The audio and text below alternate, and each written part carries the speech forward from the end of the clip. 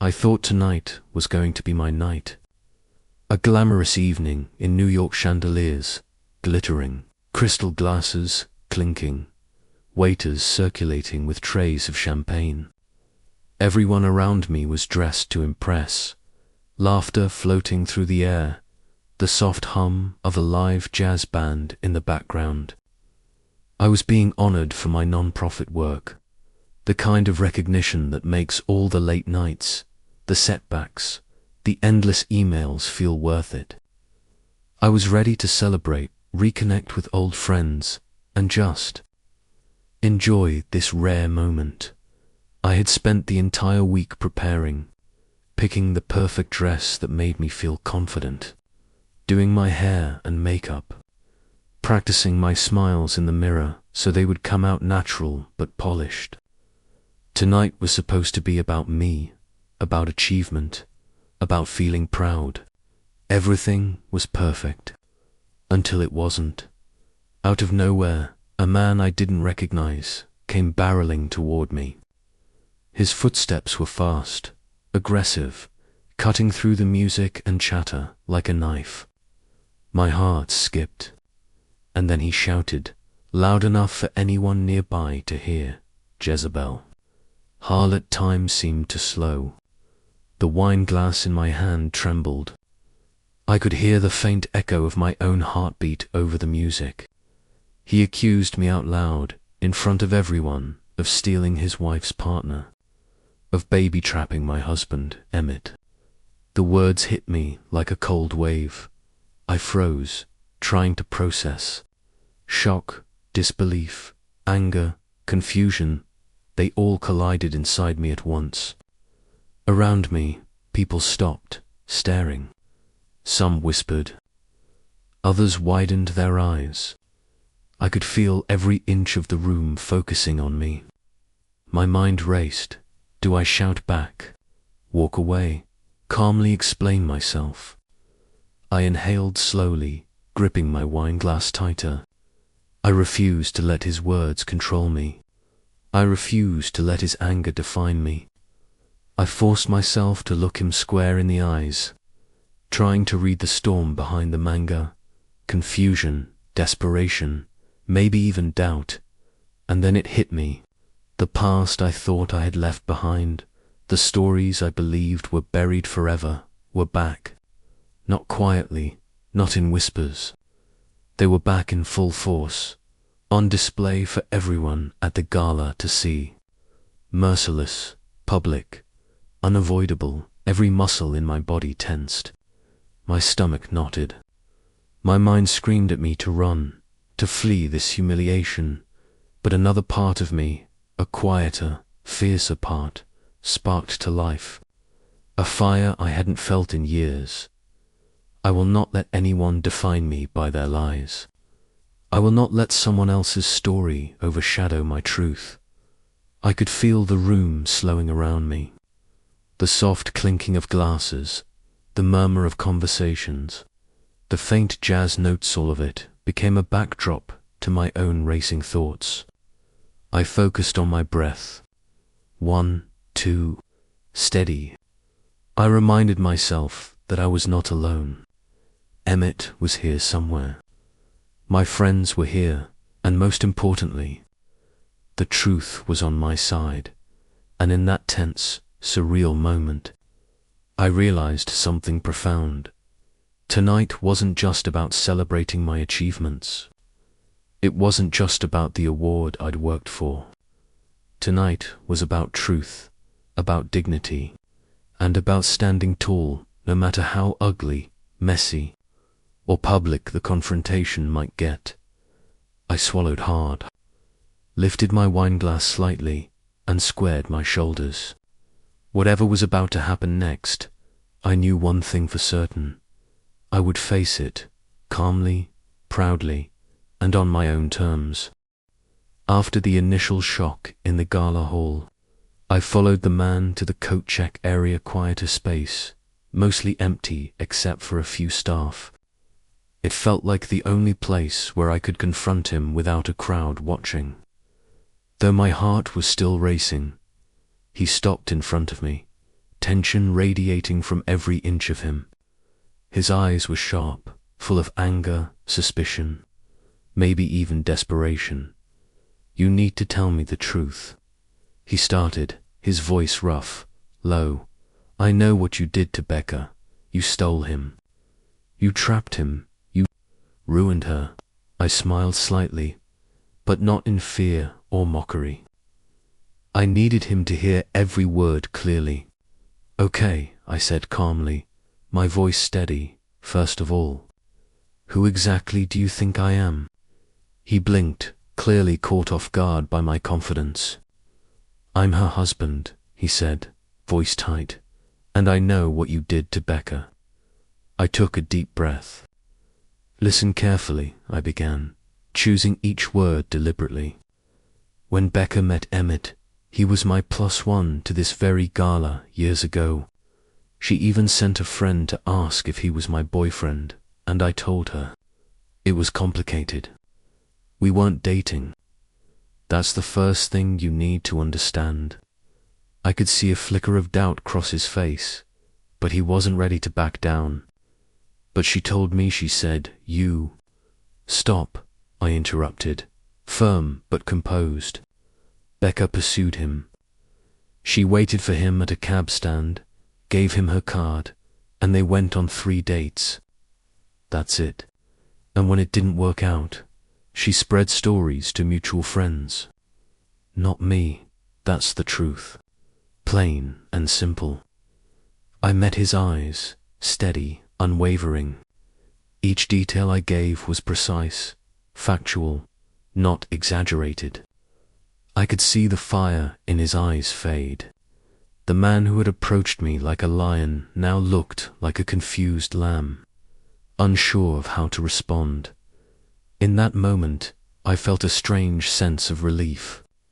Not because I'd won the argument, but because the truth had finally been told. And truth, I knew, was stronger than any rumor or accusation. But the drama wasn't over. I heard faint footsteps outside the coat check, and my eyes flicked back to the gala tables. In the dim glow of the chandeliers, I realized Becca and her husband had been watching us all along. Becca had even smiled at me earlier, pretending to be polite. I took a slow sip of my wine, a wry smile tugging at the corners of my lips. Let her have her story, I thought. If being the villain in her narrative helps her save face, fine. I've been here before. I can handle it. And yet, I couldn't excuse her husband's behavior. On a night I was supposed to celebrate myself, to feel proud, to shine. Being ambushed by someone else's unresolved drama was unfair. Still, the truth was out, and I was standing tall. As I stood there, facing Becca's husband, memories from years ago came flooding back, sharp and vivid, like a movie playing in slow motion. I remembered the first time I met Emmett, both of us outsiders in our families, what people might call black sheep. He had just been left heartbroken by someone he thought was the one, and I was unemployed, stuck in a cycle of rejection and failure. We were both carrying invisible backpacks filled with disappointment, shame, and the heavy feeling that we never quite belonged. We met at a wedding hall full of perfectly dressed guests, laughing over champagne, toasting to achievements and milestones.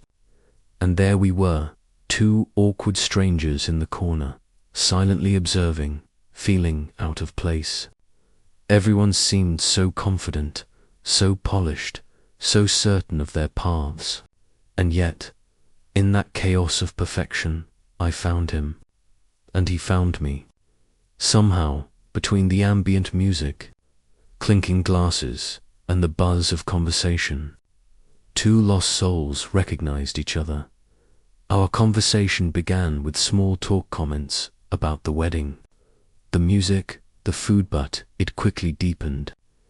We shared our stories about families who didn't understand us, expectations we could never meet, dreams that felt too heavy to carry. I spoke of job rejections, failed projects, nights lying awake worrying about the future. He spoke of a recent breakup that had left him questioning everything, of plans he had abandoned. We laughed at how miserable we both seemed. We sighed together at life's absurdity. And for the first time in years, I felt understood. Truly understood. That night sparked a connection, and it didn't fade. We stayed in touch, supporting each other through the ups and downs. When I was accepted into a graduate program in Paris, Emmett didn't hesitate. He left behind the familiar, the safe, and came with me not as a boyfriend, not officially, but as a friend and companion, someone willing to blur the lines between friendship and something deeper, because we trusted each other. For 4 years, we carved out a life in Paris together. We studied, we worked, we explored, we failed, we laughed, we survived. No parents, no old friends judging, no family expectations. Just the two of us, two imperfect humans, learning how to be enough for ourselves and, slowly, enough for each other. Every cafe visit, every cobblestone street walk, every night spent talking until dawn, built a foundation of trust, intimacy, and love. Love emerged naturally, not rushed, not forced, just inevitable. From friendship to companionship to something neither of us could deny, it was a gradual awakening. Through all the messy, chaotic, imperfect moments, we had found each other. And through those years, I discovered who I truly was. I learned confidence, resilience, joy, and the ability to stand my ground. By the time we returned to the States, we were no longer black sheep. We were strong, capable, independent, and deeply connected. And now, as I faced Becca's husband, I realized why I was able to remain calm, composed, unshakable. No rumors, no accusations, no unresolved drama from someone else could touch me, because the truth of who I was, and who we were together, was untouchable. Those years with Emmett weren't just a love story. They were a proving ground, a crucible that forged the person I had become. Confident, resilient, proud, and entirely unapologetic. And in that moment, with Becca's husband standing before me, I could feel the power of that truth, steadying me, giving me strength. As I stood there, memories of the past still fresh, I realized how completely the story had been twisted over the years. Everyone around us seemed to believe a version of events that painted me as the villain.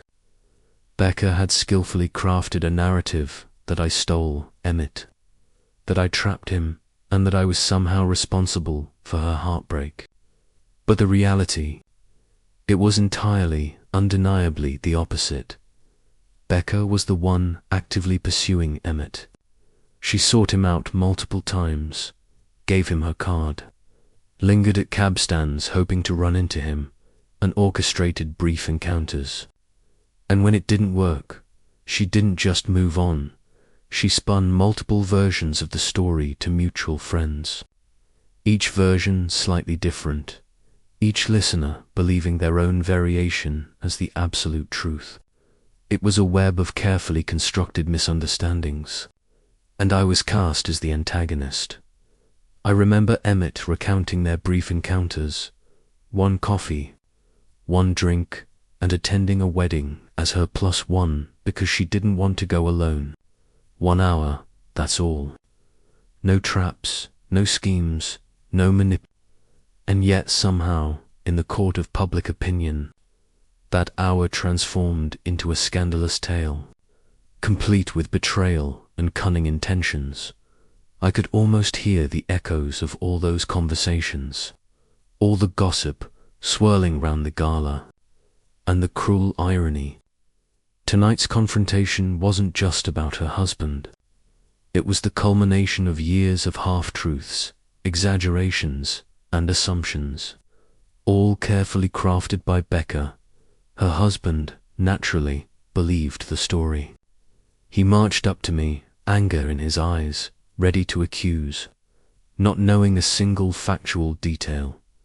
But I refused to let it steal my night, my pride, my sense of control. I took a deliberate, steady sip of wine, letting the smooth warmth center me. I watched him standing there, tense, awkward, unsure of what to say next. I thought, let him see. Let him finally understand. The truth speaks for itself. There was no need for shouting, no need to fight. I only needed to be unwavering, composed, and tell my story. I imagined Becca at the table, her fake smile, the calculated sparkle in her eyes. I didn't feel hatred. I didn't feel the need to punish her. I realized something crucial. This drama wasn't about winning or losing. It was about standing firmly in the face of lies, holding your ground when confronted with misconceptions, and protecting your happiness. I could almost see the timeline in my mind, the small encounters, the spread of rumors, the web of misunderstanding layer upon layer, but underneath it all, the simple, undeniable truth remained. Emmett and I chose each other. We were together because of genuine connection, respect, and love, not because of coercion or trickery. That was unshakable, and in that moment, a sense of quiet power washed over me. I knew the truth was on my side. Emmett knew, I knew, and that was enough. The rest, the gossip, the twisted versions, the assumptions, was just background noise. I didn't need anyone else to validate me. I had lived the truth, and that was stronger than any lie. Under the sparkling chandeliers, amidst the laughter and music, I realized something else too. This wasn't just about Becca or her husband. It was about the countless times I had stood up, alone, against misunderstanding, judgment, and false narratives. Each time had prepared me for this night. This confrontation wasn't threatening. It was an opportunity to quietly assert my truth. And so, I stood there, calm, centered, aware of my worth, aware of my choices, and aware that no story anyone else told could diminish the life I had built with Emmett. The drama, the accusations, the whispers, they could try, but they would never succeed, because the truth was mine, always mine. After the confrontation with her husband, I knew it was time to face Becca herself. I took a deep breath, feeling my heartbeat steady, reminding myself that this wasn't about winning or losing, it was about standing firmly in my own truth. I wasn't afraid, I wasn't nervous. I was ready. Her table shimmered under the gala lights, her fake smile catching the glow perfectly. As I approached, I could see the faint flicker of unease in her eyes.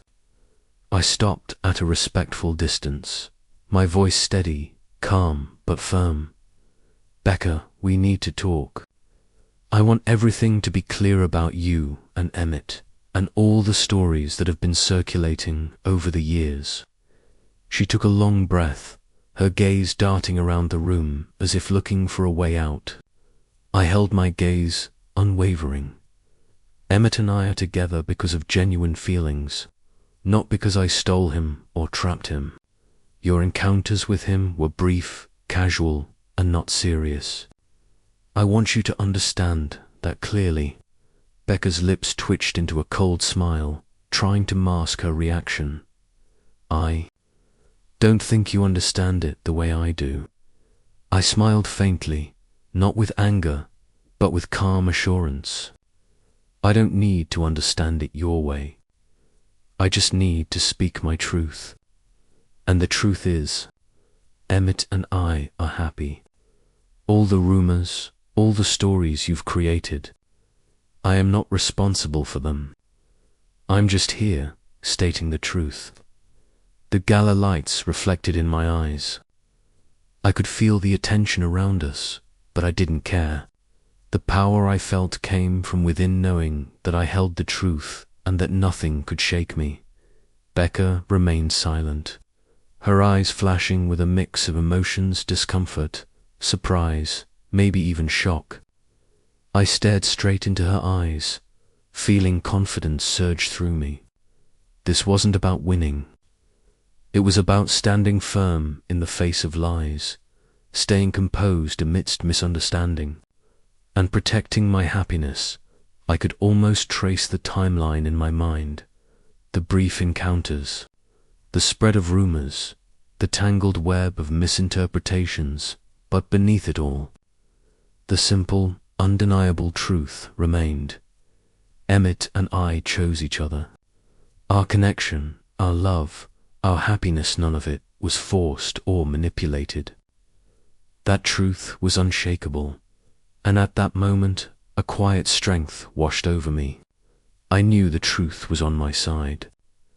Emmett knew. I knew. That was enough. The gossip, the twisted narratives, they were just background noise.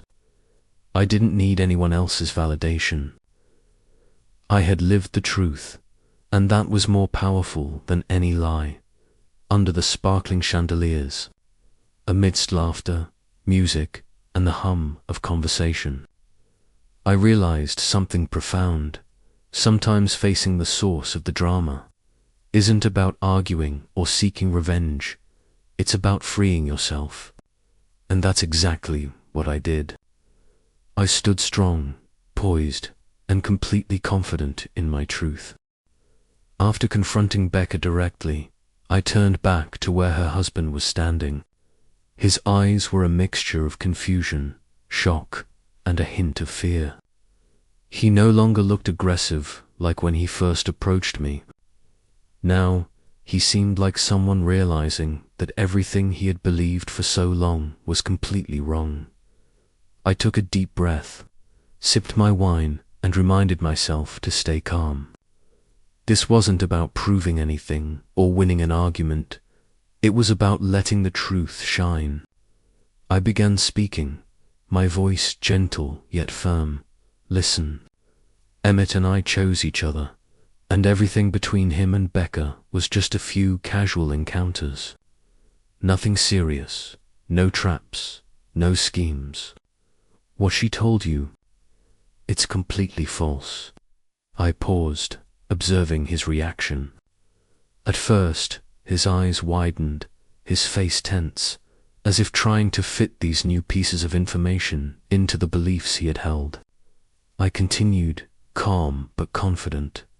You may think I'm the villain, but the reality is, I've just been true to my feelings. Emmett and I have been through enough challenges to know we belong together. We don't need to prove anything to anyone else. A silence stretched between us, broken only by the soft music in the background. I could see his expression slowly shift from confusion to realization, as if, for the first time, he was seeing the truth, unfiltered by misunderstandings or fabricated stories. So, everything I've heard, he began, his voice low, almost admitting his own mistake. I smiled gently, without blame or hostility. Yes, and now you can see everything clearly. No anger, no blame necessary. The truth is here, and it's strong enough to resolve all misunderstandings. A wave of relief washed over me. This was the real resolution, not through confrontation or conflict, but through the light of truth, dissolving misunderstandings and lies. I stood there, calm, confident, feeling empowerment flowing through me. He looked at me again, this time without anger or aggression. Instead, there was a silent acknowledgement, as someone learning to face reality and realizing they had been misled by false stories. I took another sip of wine, exhaled, and knew that this drama had reached its conclusion. No one could tell my story for me anymore. No one could manipulate my emotions or my reputation. In that moment, under the shimmering gala lights, with soft music and laughter all around, I realized something profound. True strength isn't about defeating anyone else. It's about standing firm, owning your story, and protecting your happiness. I closed my eyes briefly, inhaled deeply, and felt a profound sense of peace spreading through me. From now on, no one could manipulate my narrative. No more drama, no more misunderstandings, just the truth. And me, stronger, calmer, and more complete than ever. And in that very moment, I understood something essential. Sometimes, drama isn't meant to punish, it's meant to teach us to stand firm, take control of our story, and recognize the power of truth. I smiled, lifted my head high, knowing that I had ultimately won, not by defeating anyone else, but by standing strong in myself.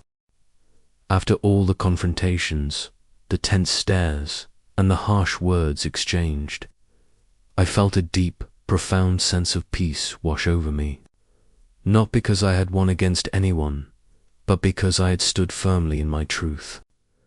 I had protected not just my own happiness, but the bond I share with Emmett, something no rumor, no lie, no misunderstanding could ever touch. I sat back at our table, glancing around the gala room bathed in shimmering lights, soft music filling the air, laughter and chatter echoing faintly. Everything continued around me, the hum of conversation, the clinking of glasses, but I felt the weight lift from my shoulders. For the first time in hours, I could breathe freely. I let myself soak in that sensation, that lightness, and realized that I had finally reached a place of clarity and calm. Emmett reached across the table, taking my hand gently. His eyes, warm and steady, full of love and understanding, met mine. Just looking at him, I knew everything was exactly as it should be. The trials, the whispers, the misunderstandings, they had tested us. But we had emerged stronger, more connected than ever before. The story about Becca, the gossip, the twisted narratives, they belonged entirely to the past now. A chapter that had no control over my present. And I understood something vital. Sometimes, people will try to rewrite your story, manipulate your feelings, or cast you as the villain. But your power lies in knowing your truth and standing unwavering in it. No one else gets to tell your story. I smiled quietly to myself, reflecting on what I had learned through all of this. Truth, resilience, and self-confidence are stronger than any rumor or false accusation. You don't owe the world an explanation for who you are, but you do owe it to yourself to live authentically and with integrity. As the gala wound down, the chandeliers dimmed, music softened, and guests began to depart. Emmett and I stepped outside together. The crisp New York night air wrapped around us, the city lights sparkling like 1,000 tiny promises. Every worry, every bit of drama, every lingering misunderstanding, these were now simply memories. Memories of moments that had challenged us, tested us, but ultimately helped us grow closer and stronger together. I looked at Emmett, and in his eyes, I saw my own reflection, calm, fearless, and completely at peace. In that moment, I realized that true love isn't just about feelings in the present. It's about weathering storms together, protecting each other, and finding balance even when the world seems to conspire against you. We walked down the brightly lit streets, hand in hand, and I felt a sense of completeness I hadn't known before. A quiet, profound relief that from now on, no one could ever rewrite my story. I had the power to tell it, to live it, to embrace it fully with confidence, courage, and peace. As we strolled through the streets, I reflected on everything we had been through. I silently thanked the challenges, the confrontations, even the moments of discomfort. They had taught me priceless lessons, the value of truth, the strength of resilience, and the beauty of living authentically. I realized that real happiness comes from embracing your reality, facing challenges head, and protecting the people and values that matter most. And in that moment, as the city lights flickered and the soft hum of night surrounded us, I felt a profound sense of wholeness. A sense that despite everything, I had emerged stronger, wiser, and more grounded than ever. The drama had ended. The misunderstandings had faded. All that remained was truth, love, and peace. I glanced at Emmett once more, squeezed his hand, and felt a quiet smile spread across my face. For the first time in a long time, I could truly let go. I could release the past, the tension, and even the lingering echoes of hurt. Everything was exactly as it should be. I was finally whole.